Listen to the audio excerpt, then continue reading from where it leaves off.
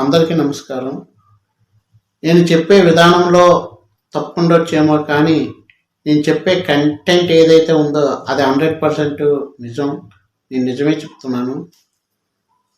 West Bengal CM Mamata బెనర్జీకి election కమిషన్కి మధ్య సుప్రీంకోర్టులో జరిగిన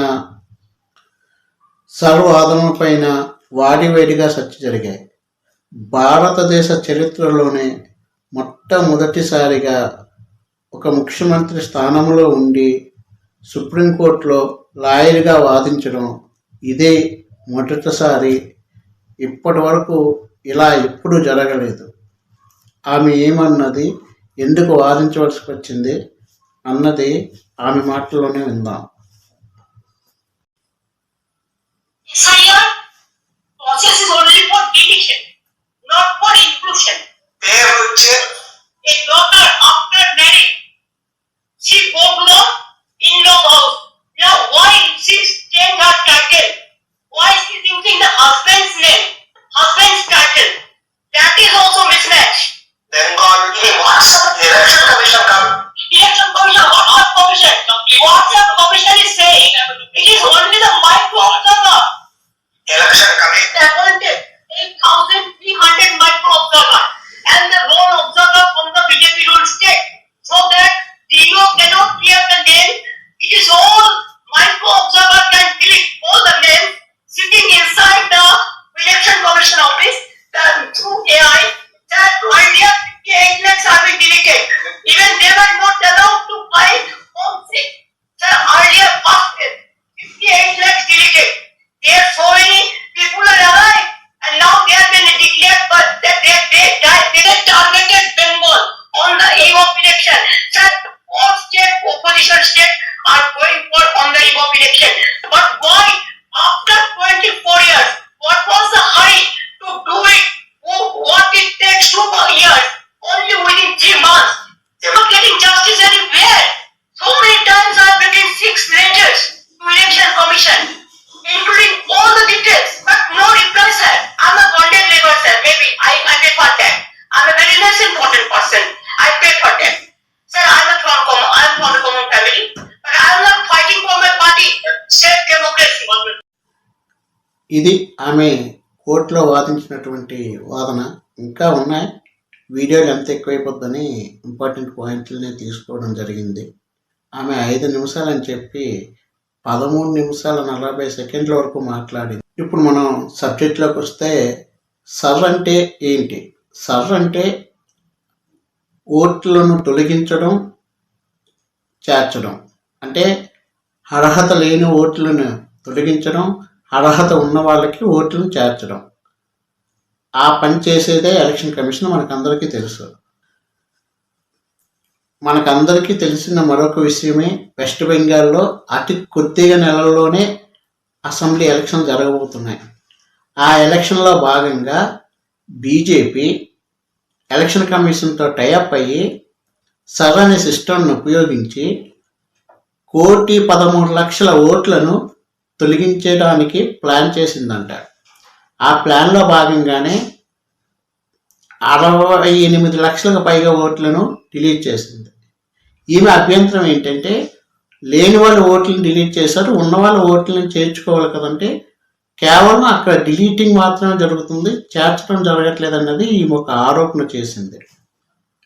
దాంతోపాటు ఎలక్షన్ కమిషన్ కాదు ఇది, వాట్సాప్ కమిషన్ అని కూడా చాలా విమర్శాత్మకమైనటువంటి వాదనను వినిపించింది.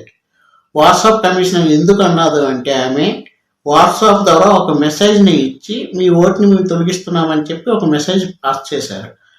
ఈమెమంటుంది అంటే, వాట్సాప్ని ఎంతమంది ఈరోజు వాడుతున్నారు, ఎంతమంది చదువుకున్న వాళ్ళు ఉన్నారు, అసలు ఆ మొబైల్లో వాట్సాప్ చూసి ఎలక్ట్ అయిన ప్రజలు ఎంతమంది ఉన్నారు, ఇది కరెక్ట్ కాదని చెప్పేసి వాదిస్తూ, అందుకే ఇది ఎలక్షన్ కమిషన్ కాదు వాట్సాప్ కమిషన్ అని చెప్పి ఆమె వాదిస్తుంది. ఇంకో వాదన ఏంటంటే, సర్నేము టైటిల్ నేము మ్యాచ్ అవ్వకపోయినా తొలగిస్తున్నారని. పెళ్ళైన ఆడపిల్లకి అత్తవారి పేరు వచ్చినప్పుడు ఓటర్ కార్డులో ఈ పేరు ఉంది, పెళ్ళయ్యాక ఈ పేరు ఉందని చెప్పేసి ఆ ఓట్లను తొలగించడం, సర్నేమ్ మ్యాచ్ అవ్వట్లేదని చెప్పడం, ఎక్కడి నుంచో వచ్చిన ఉద్యోగులు బతుకుదెరువు కోసం ఇక్కడ సెటిల్ అయినటువంటి వాళ్ళు ఇంతకు ముందు వాళ్ళకి భాష వేరే భాష కావడం వల్ల వాళ్ళని తొలగించడం, స్పెల్లింగ్ మిస్టేక్స్ ఉండేటప్పుడు ఆ స్పెల్లింగ్ మిస్టేక్ ఉండడం కారణంగా వాళ్ళ యొక్క ఓట్లను తొలగించడం, ఇవన్నీ చేస్తున్నారని చెప్పి ఆమె ఆరోపించింది. మనకందరికీ తెలుసు, బెంగాల్లో ప్రధానంగా 3 పేర్లతో బాగా ఉంటారు. మనం ఎక్కువగా వెస్ట్ బెంగాల్లో వింటాం జనర్జీ, చటర్జీ, ముఖర్జీ. జనర్జీ అంటే బందోపాయ వర్గానికి చెందినవారు, చటర్జీయా అంటే చటర్జీ వర్గానికి చెందినవారు, ముఖోజ్బాయ అంటే ముఖర్జీ వర్గానికి చెందినవారు. వీళ్ళ టైటిల్స్ అన్నీ కూడా ఒక పేరు మీద పెట్టుకుంటారు. ఈ పేరు కారణంగా మీరంతా ఒక కుటుంబానికి చెందిన వాళ్ళని చెప్పేసి, మీరంతా ఒక ఓటు అని చెప్పేసి తొలగించడమే ఈమె ప్రధానమైనటువంటి ఆరోపణ. ఏదైనా చేర్పులు మార్పులు చేసినప్పుడు ఆధార్ కార్డుని పరిగణనలోకి తీసుకోవాలని ఆనరబుల్ కోర్టు చెప్పిన ఆ ఆధార్ కార్డుని పరిగణనలోకి తీసుకోకుండా ఓటును తొలగిస్తున్నారని చెప్పి ఆమె బలవంతంగా కొంతమంది అధికారులు కేంద్ర ప్రభుత్వానికి లోబడి పనిచేస్తున్నారని చెప్పి మా అధికారులతో సంప్రదింపకుండా బెంగాల్ని టార్గెట్ చేస్తూ కొంతమంది మా పైన బలవంతపు కేసులు పెడుతున్నారని బలంగా ఆమె సుప్రీంకోర్టులో వినిపించడం జరిగింది. 850 మంది మైక్రో ఆఫీసర్స్ భారతీయ జనతా పార్టీకి సంబంధించిన వాళ్ళ చేత ఈ ప్రక్రియను పూర్తి చేయడానికి కక్షపూర్వకంగానే బెంగాల్ని టార్గెట్ చేశారని చెప్పి మమత సుప్రీంకోర్టుకి బలంగా తన వాదనలు. బెంగాల్లో వాళ్ళు ఎన్ని రకాలుగా అధికారం కోసం ప్రయత్నాలు చేసిన ప్రయత్నాలన్నీ విఫలం అవడంతో ఈ కొత్త రకమైనటువంటి దానికి రూపకల్పన చేశారని చాలామంది మేధావులు, రాజకీయ విశ్లేషకులు చెప్తున్నారు. లాస్ట్ టైం జరిగినటువంటి అసెంబ్లీ ఎన్నికలు చూస్తే 4-5 ఫేజ్ల్లో జరగవలసిన అసెంబ్లీ ఎలక్షన్ను వాళ్ళు 9 ఫేజ్ల్లోనికి తీసుకువెళ్ళి మమతాని ఓటమి పాలు చేయగలిగారు తప్ప కానీ బీజేపీని అధికారంలోకి తీసుకురాలేకపోయారు. బీజేపీకి ఏ రాష్ట్రం పైనైనా కన్ను పడింది అంటే ఆ రాష్ట్రంలో ఎలాగైనా సరే కాంట్రవర్సీలు సృష్టించి గొడవలు పెట్టి ఆ రాష్ట్రం యొక్క వీక్నెస్ పాయింట్లు తెలుసుకొని అధికారంలో రావడం అన్నది వాళ్ళకి వెన్నతో పెట్టిన విద్య. వాళ్ళు కొన్ని చోట్ల హిందూ మతాన్ని ఉపయోగించుకుంటారు, ఇంకొక చోట